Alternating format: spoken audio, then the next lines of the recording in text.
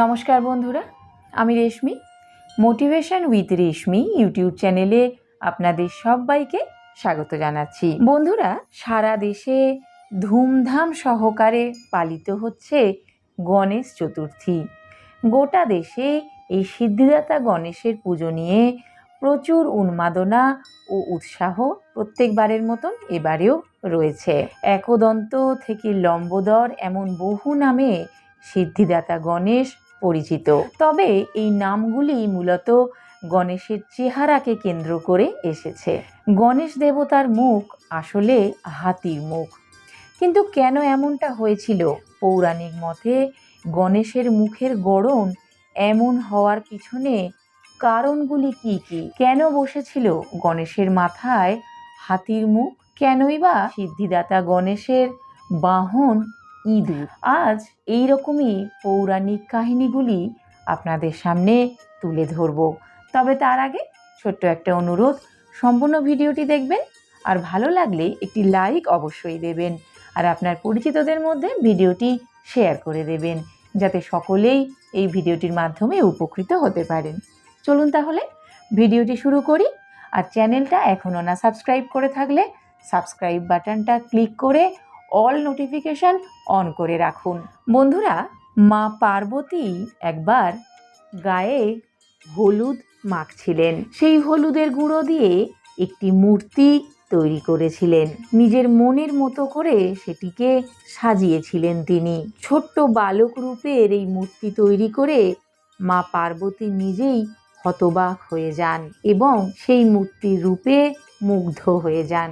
এরপর তিনি মূর্তিকে জাগ্রত করতে তার দৈব ক্ষমতা বলে তাতে প্রাণের সঞ্চার করেন।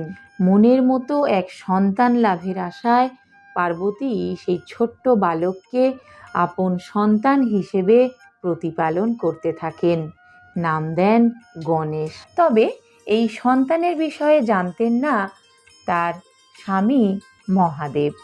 এরপর মহাদেব গৃহে ঢোকার সময় এমন বালককে দেখে অবাক হয়ে যান।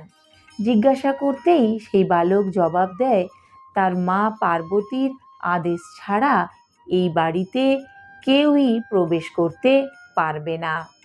এমনই আদেশ ছিল পার্বতীর, কারণ পার্বতী তখন স্নান করতে গিয়েছিলেন এবং বালক গণেশকে দরজার সামনে বসিয়ে রেখে তিনি বলে যান যেন বাইরে থেকে কেউ এসে তার ঘরে প্রবেশ করতে না পারে। এদিকে এমন কথা শুনে ভগবান শিব তো প্রবল রেগে গেলেন। পার্বতী গণেশকে যে নির্দেশ দিয়েছিলেন, গণেশ সেই নির্দেশ পালন করতে প্রতিজ্ঞাবদ্ধ ছিলেন। অন্যদিকে শিব এই কথা শুনে যার পর নাই ক্ষিপ্ত হয়ে যান। ছোট্ট শিশুর তেজ দেখে শিব হতবাক যেমন হন, তেমনি প্রবল রেগেও গিয়েছিলেন। আর তখনই গণেশের মুণ্ড তিনি ছেদ করে দেন। এরপর পার্বতী কান্নায় ভেঙে পড়েন। সন্তানকে ফিরে পেতে তিনি বদ্ধপরিকর হন। তিনি বলেন, গণেশের জীবন না ফিরিয়ে দিলে তিনি সমগ্র বিশ্ব ব্রহ্মাণ্ডকে ধ্বংস করে দেবেন। ভগবান শিব তখন তার অনুচরদেরকে এমন কোনো ব্যক্তিকে খুঁজতে পাঠান যে উত্তর দিকে মাথা করে শুয়ে আছে।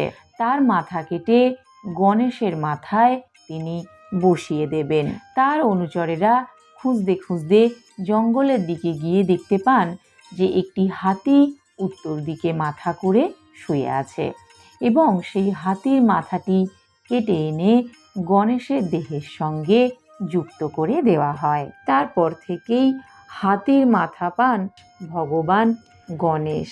বন্ধুরা, জানতে পারলেন তো কেন ভগবান গণেশের মাথায় আসলে হাতির মাথা বসানো? এই ভগবান গণেশের বাহন হলেন ইঁদুর।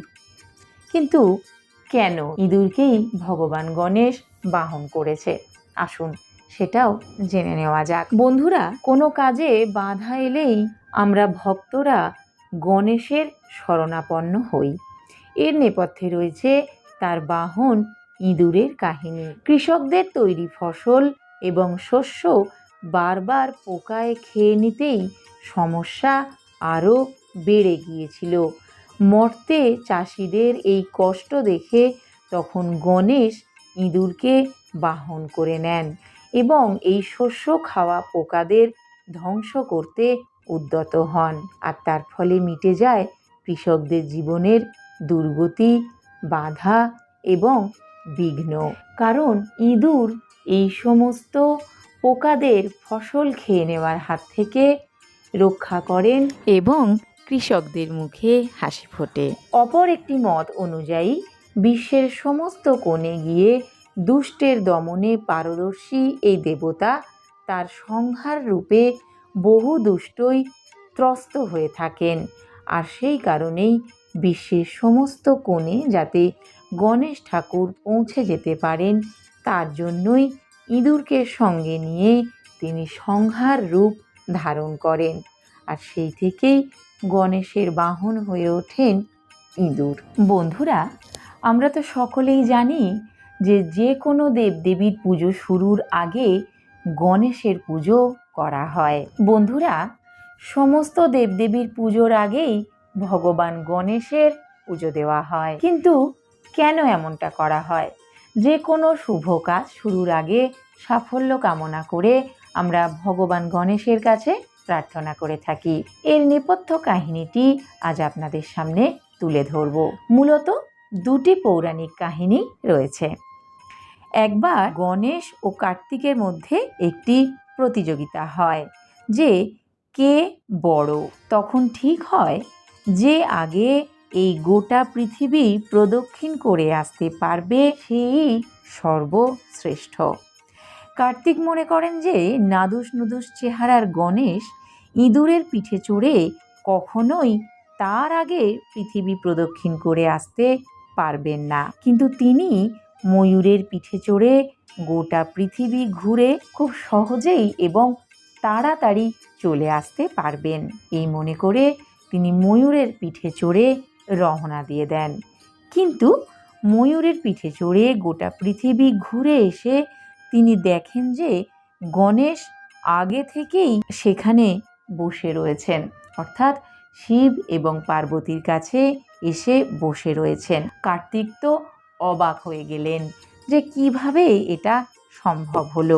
কার্তিক অবাক হয়ে তার কারণ জানতে চাইলে গণপতি বলেন যে তার বাবা মাই হলো তার কাছে গোটা বিশ্বব্রহ্মাণ্ড, তাই তাদের প্রদক্ষিণ করেই তিনি গোটা বিশ্ব ঘুরে ফেলেছেন। গণেশের এই বুদ্ধি দেখে তাকে সবার আগে পুজো পাওয়ার অধিকার এবং আশীর্বাদ দেন তার বাবা মা, অর্থাৎ শিব ঠাকুর এবং মা পার্বতী। আর দ্বিতীয় কাহিনীটি হলো একবার শিব ঠাকুর এবং গণেশের মধ্যে প্রবল যুদ্ধ বাঁধে। শিব অত্যন্ত রেগে গিয়ে নিজের ত্রিশূলের আঘাতে গণেশের মাথা কেটে ফেলেছিলেন। এই ঘটনা দেখে মা পার্বতী মারাত্মক ক্রুদ্ধ হন। গণেশের প্রাণ ফিরিয়ে না দিলে তিনি গোটা বিশ্বব্রহ্মাণ্ড ধ্বংস করে দেবেন বলে জানান। নিজের কাজে অনুতপ্ত শিব তখন তার অনুচরদের বলেন যে উত্তর দিকে মাথা করে যে শুয়ে আছে এমন কাউকে দেখলে তার মাথা যেন কেটে নিয়ে আসা হয়। মহাদেবের অনুচররা উত্তর দিকে মাথা দিয়ে একটি হাতিকে শুয়ে থাকতে দেখেন এবং সেই হাতির মাথাই কেটে নিয়ে এসে গণেশের শরীরে লাগিয়ে দেওয়া হয়। গণেশের শরীরে হাতির মাথাটি লাগিয়ে তার প্রাণ ফিরিয়ে দেন মহাদেব। এরপর নিজের পুত্রকে তিনি আশীর্বাদ করেন এবং তিনি বলেন যে সমস্ত দেবদেবীর আগে আমার এই পুত্র গণেশ ঠাকুর পুজো পাবেন। বন্ধুরা, আশা করি আজকের ভিডিওটি আপনাদের ভালো লেগেছে। সম্পূর্ণ ভিডিওটি দেখার জন্য অনেক ধন্যবাদ।